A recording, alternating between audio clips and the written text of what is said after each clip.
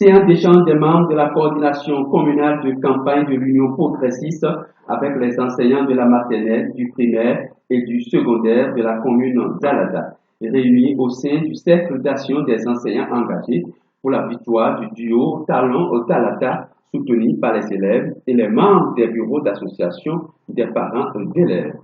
On peut retenir que c'est une séance au cours de laquelle la communauté scolaire qui a déjà fait son choix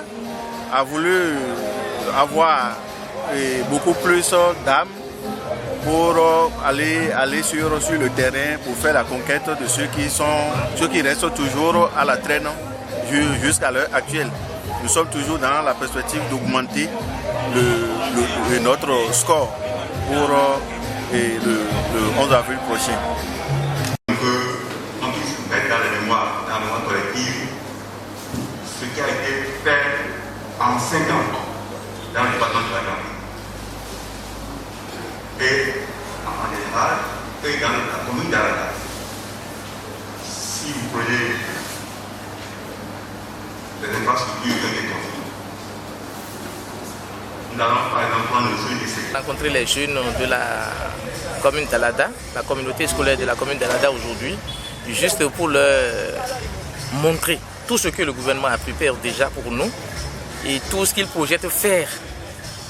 pour la communauté scolaire. Tour à tour, les membres de la délégation se sont succédés au pupitre pour expliquer à l'assistance les différentes réalisations du gouvernement dans le secteur éducatif, les projets en cours et les perspectives du gouvernement, les réalisations du PAG 2016-2021 dans le sous-secteur des enseignements secondaires techniques et de la formation professionnelle sont énormes, a martelé Mathias Akomaï, conseiller technique du ministre chargé du suivi des réformes et des projets. Il a à l'occasion présenté la maquette du lycée médico-social d'Alada qui sera bientôt érigé pour le développement de l'enseignement technique et professionnel. Le chef de la délégation, prenant la parole, est revenu dans son exposé en long et en large sur les réformes opérées dans le sous-secteur des enseignements secondaires techniques de la formation professionnelle. Il a ensuite invité toute la communauté scolaire de la commune d'Alada à voter massivement le dimanche prochain pour le duo Talon-Talata afin que les réformes courageuses entamées par le chef de l'État soient poursuivies. Nous les invitons